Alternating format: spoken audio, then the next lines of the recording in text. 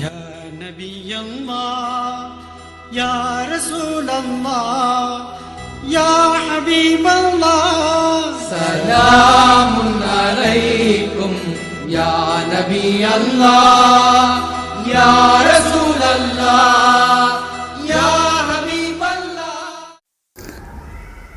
அருமைக்குரிய சகோதரர்களே, குடும்ப உறவை துண்டித்துவிட்டு எவ்வாறு ரமலானை வரவேற்க இருக்கிறோம்?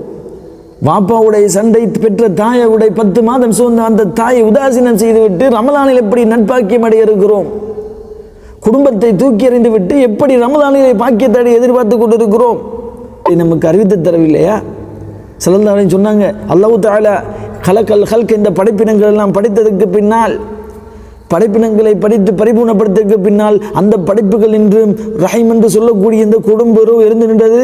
ரப்பே ஹாதா மகாமுல் ஆயிதி பிக் மின் கத்தியா, யா அல்லாஹ் என்னை துண்டிப்பதிலிருந்தும் உன்னிடம் பாதுகாப்பு தேடுகிறேன் என்று அந்த குடும்ப உறவு பேசிய பொழுது ரப்புல் ஆலமீன் அந்த குடும்ப உறவுக்கு வார்த்து கொடுத்தான், அன்னாசில மன் வஸலக், யார் உன்னை சேர்ந்து நடந்தாரோ, யார் உன்னை சேர்ந்து நடக்கிறாரோ அவரை நான் சேர்ந்து நடக்கிறேன். வாக்கத் மன் கதஅக், யார் உன்னை துண்டித்து வாழ்கிறாரோ, யார் உன்னை உதாசீனப்படுத்தி உன்னை தூக்கி எறிந்து விட்டு உன்னுடைய நெருக்கத்தை உன்னை பராமரிக்காமல் உன்னை கவனிக்காமல் விட்டு விடுகிறாரோ அவரை நான் துண்டித்து விடுகிறேன் என்று அல்லாஹ் சொல்லுவானாக. இருந்த அருமைக்குரிய எப்படி ரமலானை தயாராக இருக்கிறோம்?